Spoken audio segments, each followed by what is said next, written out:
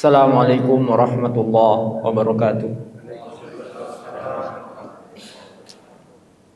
Alhamdulillahi rabbil alamin. Wa bihi nasta'inu ala umuri dunya waddin. Wassalatu wassalamu ala asyrafil anbiya'i wal mursalin. Sayyidina wa habibina wa syafi'ina wa maulana wa tibbi qulubina Muhammadin wa ala alihi at-tahirin wa ashabihi al-mujahidin wa ala man ihtada bihudahu ila yaumiddin fi kulli lamhatin wa nafasin adada ma wasi'ahu ilmullah. Kaum muslimin dan muslimat jamaah salat isya dan tarawih yang insyaallah senantiasa dirahmati dan dimuliakan Allah. Tak pernah henti kita memuji Allah sebagai ungkapan rasa syukur kita atas segala limpahan nikmat dan karunia yang tak terhingga banyaknya, tak ternilai harganya, dan tak pernah henti Allah curahkan, Allah limpahkan hingga meliputi seluruh hidup kita, hingga tak sesaat pun dan tak sedetik pun dari hidup kita yang hampa dan kosong dari limpahan karunia-Nya. Sebagai penerima nikmat, pengguna nikmat, jangan pernah alpa dan lupa untuk berterima kasih, bersyukur kepadanya. Karena dalam Al-Quran Allah telah mensinyalir, wa qalilun min ibadiyasy syakur, sedikit hambaku yang pandai bersyukur. Salawat dan salam demikian pula tak pernah lupa kita haturkan keharibaan junjungan Nabi besar Muhammad sallallahu alaihi wasallam serta keluarga, sahabat dan pengikut beliau hingga akhir zaman insyaallah. Nabi kita sallallahu alaihi wasallam dalam sebuah hadis diriwayatkan oleh Imam Al-Bukhari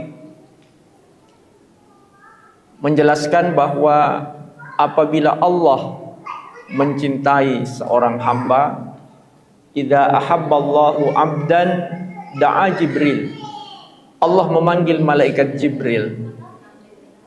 Lalu Allah sampaikan kepada malaikat Jibril, inni uhibbu fulanan fa ahibbah. Wahai Jibril, sesungguhnya aku mencintai si fulan, maka cintai dia. Fa ahabbahu Jibril, kata Rasul, maka Jibril pun mencintai orang yang dicintai oleh Allah, karena Allah perintahkan untuk dicintai. Setelah itu Jibril mengumumkan di langit kepada seluruh penduduk langit, innallaha yuhibbu fulanan fa ahibbuhu, sesungguhnya Allah mencintai si fulan, maka cintai dia. Fa ahabbahu ahlus sama, kata Rasul, maka seluruh penduduk langit pun mencintai si fulan. Karena malaikat Jibril umumkan bahwa Allah telah mencintai si fulan, dia pun mencintainya, dan Allah perintahkan agar mencintai hamba yang dicintai oleh Allah tersebut. Akhirnya seluruh penduduk langit, para malaikat, penduduk langit adalah para malaikat yang tidak ada dosanya, mereka semua mencintai hamba, kekasih, dan dicintai oleh Allah. Summa yuda'u lahul qabul fil ard, kata Rasul, kemudian hamba yang dicintai oleh Allah, oleh malaikat Jibril dan seluruh penduduk langit itu diterima di permukaan bumi ini. Orang menerimanya karena Allah telah mencintainya.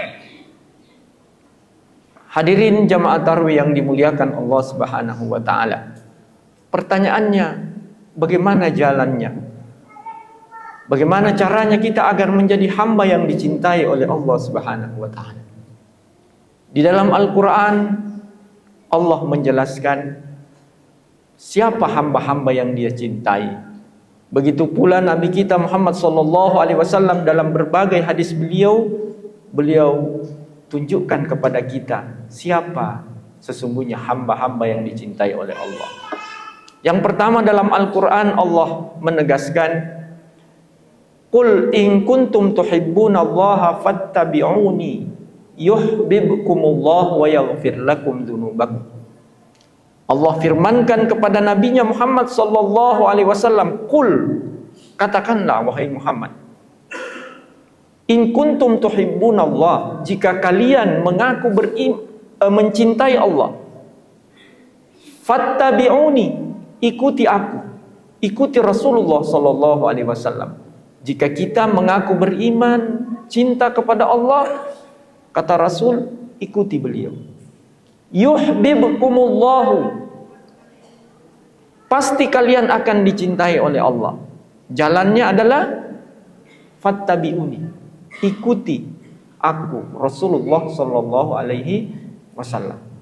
Allah perintahkan kepada nabinya untuk disampaikan kepada umat. Ikuti baginda Rasul, niscaya kalian akan dicintai oleh Allah, dan tidak hanya dicintai oleh Allah, wa yaghfir lakum dzunubakum, dan Allah pastikan dosa-dosa kalian akan diampuni oleh Allah Subhanahu wa taala. Maka hamba yang ingin menjadi kekasih Allah, jalannya cukup mengikuti baginda Rasul sallallahu alaihi wasallam. Karena khuluqul Quran, Rasulullah itu akhlaknya adalah Al-Quran.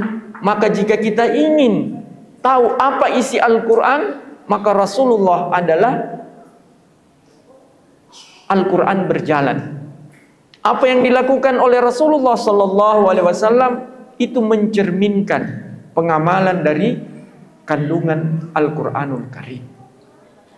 Maka Rasulullah menjadi contoh terbaik bagi setiap hamba yang ingin dicintai oleh Allah Subhanahu wa taala.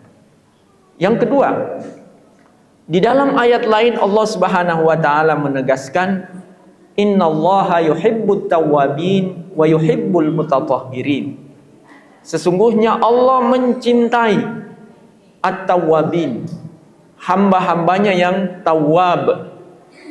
Tawwab artinya yang gemar bertobat, yang senang bertobat, yang banyak bertobat. Kalau orang yang bertobat namanya taib, taibin, orang yang bertobat. Tetapi kalau dia senang melakukan tobat, banyak melakukan tobat, gemar bertobat, mengulang-ulang tobatnya, namanya tawwab, orang yang banyak bertobat. Ketika seorang hamba banyak bertobat kepada Allah, maka dia menjadi tawwab dan dia dicintai oleh Allah Subhanahu wa taala. Dan memang Allah perintahkan kepada kita selama kita mengaku beriman, wa tubu ilallahi jami'an ayyuhal mu'minun la'allakum tuflihun. Bertobatlah kalian kepada Allah wahai orang-orang yang beriman. Selama kita merasa beriman, pasti terpanggil untuk menunaikan perintah Allah, tubu ilallahi jami'an. Bertobatlah kalian semuanya, jami'an, semua. Tidak bisa kita mengatakan, nah saya kan sudah taat, saya rajin sholat, saya tunaikan semua perintah Allah. Apakah kita punya alasan untuk tidak bertobat? Mari kita bercermin kepada baginda Rasul sebagai contoh. Rasulullah menegaskan, inni atubu ilallahi fil yaumi mi'ata marrah. Saya bertobat kepada Allah dalam sehari tidak kurang dari 100 kali. Dalam riwayat lain 70 kali. Artinya Rasul banyak melakukan tobat. Ketika selesai sholat, apa yang dibaca oleh Nabi setelah salam ke kanan dan ke kiri? Bacaan pertamanya adalah astaghfirullah, mohon ampun. Apakah Nabi barusan melakukan dosa? Tidak. Yang barusan ditunaikan adalah ibadah, sholat. Tetapi pas selesai, langsung istighfar. Karena boleh jadi ibadah yang kita tunaikan, yang menurut kita sudah baik, ya, sudah sempurna, belum tentu. Belum tentu sempurna dalam penilaian Allah Subhanahu wa ta'ala. Ada sebuah kisah nyata, seorang yang ulama bernama Atha As-Salimi. Atha As-Salimi ini kerjanya adalah tukang tenun kain, menenun kain. Suatu hari dia menyelesaikan hasil tenunannya yang dia kerjakan dengan teliti, seteliti mungkin, secermat mungkin, sebagus mungkin sebagai seorang tukang tenun. Lalu dia bawa kepada pedagang kain di pasar. Setelah diperiksa oleh pedagang, maka si pedagang mengatakan, ini hasil tenunan tak, ada kurangnya di sini, di sini, di sini, ditunjukkan kekurangannya. Jadi ini tidak bisa saya beli dengan harga yang normal. Tentu harganya agak di bawah, karena ada cacatnya, ada kurangnya. Maka Atha As-Salimi menangis terseduh-seduh. Akhirnya si pedagang merasa iba dan berkata, tidak usah menangis, nanti saya beli dengan harga normal. Maka Atha mengatakan, saya menangis bukan gara-gara kain tenunan saya mau dibeli dengan harga di bawah. Bukan karena itu. Saya menangis karena saya ingat ketaatan saya selama 30 tahun ini saya beribadah kepada Allah. Saya tunaikan sebagus mungkin, secermat mungkin, sesempurna mungkin menurut saya. Tapi saya takut jangan sampai di akhirat nanti, ketika dinilai oleh yang maha sempurna, yang maha teliti, yang maha mengetahui, ternyata banyak kurangnya dan di-reject, ditolak. Ini baru pedagang ahli kain yang memeriksa, bisa ditemukan kekurangan dari hasil tenunannya yang menurut dia sudah sangat teliti dan sempurna dikerjakan. Maka dia menangis terseduh-seduh karena mengingat jangan sampai ibadahnya yang 30 tahun, ketaatannya yang 30 tahun yang dia kerjakan sempurna mungkin, bagaimana nasibnya kalau ditolak oleh Allah Subhanahu wa taala. Ini kainnya tidak apa-apa ditolak. Tapi kalau ibadah yang 30 tahun, hanya itu modalnya untuk kembali menghadap Allah Subhanahu wa taala. Ini gambaran bahwa boleh jadi apa yang kita anggap sudah sempurna ternyata belum. Maka setaat apapun kita, sebanyak apapun kebaikan dan ketaatan kita, jangan pernah merasa kita sudah dalam posisi aman. Tidak. Oleh karenanya kita selalu sertai dengan taubat, istighfar. Maka Nabi contohkan, beliau memperbanyak istighfar, beliau memperbanyak taubat kepada Allah Subhanahu wa taala agar tidak lahir keangkuhan spiritual. Yang bahasa agamanya ujub. Ujub satu akar kata dengan takjub. Ujub adalah merasa takjub dengan diri sendiri. Merasa diri, wow, hebat, sempurna, mantap. Kita hanya berusaha sebagus mungkin, sebaik mungkin mempersembahkan hidup kita ini sebagaimana dibacakan tadi, inna salati wa nusuki wa mahyaya wa mamati lillahi rabbil alamin. Sesungguhnya ibadahku, salatku, ibadahku, hidupku dan bahkan matiku semuanya hanya untuk Allah. Tapi bagaimana kalau yang kita persembahkan untuk Allah itu ternyata ketika dinilai oleh Allah belum layak untuk diterima? Maka kita sertakan permohonan ampun kepada Allah. Kita taubat. Semakin sering kita melakukan taubat, berarti kita mengakui sebagai hamba yang belum apa-apa. Hamba yang masih kurang. Ketika kita merasa kurang di hadapan Allah, maka Allah yang akan tutupi kekurangan tak. Tetapi ketika kita merasa hebat dan sempurna di hadapan Allah, maka Allah tunjukkan kekurangan tak. Kita serba kurang. Kita manusia ini serba kurang. Jangan pernah merasa lebih, apalagi sempurna di hadapan Allah Subhanahu wa taala. Makanya penting untuk banyak bertobat. Maka hamba yang banyak bertobat dicintai oleh Allah Subhanahu wa taala. Innallaha yuhibbut tawwabin wa yuhibbul mutatahhirin. Sesungguhnya Allah mencintai hamba-hamba yang senang bertobat dan mencintai hamba-hamba yang mutatahhirin, yang mensucikan diri. Kita sebelum sholat kita mensucikan diri. Kita berwudu. Kita pastikan tidak ada najis di badan tak, tidak ada kotoran di pakaian yang kita pakai, dan tempat sholat kita bersih. Karena kita mau menghadap Allah Subhanahu wa taala. Kita pantaskan diri, kita bersihkan fisik kita karena kita akan menghadap Allah dalam ibadah sholat. Kebersihan lahiriah kita. Kita perhatikan. Tidakkah kita sadar bahwa lahiriah kita ini, di wajah kita ada mata, ada mulut, ada telinga di samping. Boleh jadi mata ini melakukan kesalahan, melakukan dosa. Boleh jadi lisan ini tidak terjaga, mengucap sesuatu yang tidak diridhoi oleh Allah. Telinga mendengar yang dilarang oleh Allah. Belum lagi anggota tubuh yang lain, tangan, kaki. Kita bawa menghadap Allah, betul wajah kita bersihkan dengan wudu, dengan air wudu. Tetapi apakah kita telah bersihkan dia dari dosa?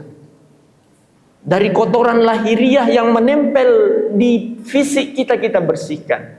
Tapi apakah kita care dengan, kita peduli dengan kotoran yang tidak terlihat, yaitu dosa? Kita pasti malu ketika datang dalam keadaan ada kotoran menempel di wajah kita. Tapi apakah kita tidak malu ketika kita datang kepada Allah menghadap dengan membawa dosa yang dikerjakan oleh anggota tubuh kita? Maka perlu dibersihkan. Kita jaga kebersihan fisik kita dari kotoran lahiriah dan kotoran yang tidak tampak, yaitu dosa. Agar kita datang kepada Allah benar-benar membawa diri yang bersih. Dan ingat pesan Allah di dalam Al-Quran, وَذَرُوا ظَاهِرَ الْإِثْمِ وَبَاطِنَهُ. Tinggalkan, jauhi dosa-dosa lahiriah dan dosa-dosa batiniah. Dosa lahiriah itu tadi yang dilakukan oleh mata tak, lisan tak, telinga tak, tangan tak, kaki tak, oleh anggota tubuh tak. Tapi ada dosa batiniah, yaitu yang dilakukan oleh hati kita. Ketika kita merasa lebih hebat dari yang lain, ketika kita takabur, kita sombong, kita pamer, kita riak dalam beramal, itu adalah dosa batiniah yang juga harus kita bersihkan. Kita menyimpan dendam dan benci kepada orang lain yang kita bawa ketika kita takbir sholat menghadap Allah, tapi di hati kita ada kebencian sama orang yang di belakang saf kita atau di samping kita. Tidak malukah kita kepada Allah? Maka itu semua harus dibersihkan. Dan hamba yang senang melakukan itu, membersihkan diri dari kotoran lahiriah dan batiniah, dicintai oleh Allah Subhanahu wa ta'ala. Ramadan inilah momentum terbaik untuk kita membersihkan diri. Semoga kita menjadi hamba-hamba yang dicintai oleh Allah. Demikian, karena keterbatasan waktu, lebih dan kurangnya mohon maaf. Wallahul muwaffiq ila aqwamit thoriq. Wassalamualaikum warahmatullahi wabarakatuh.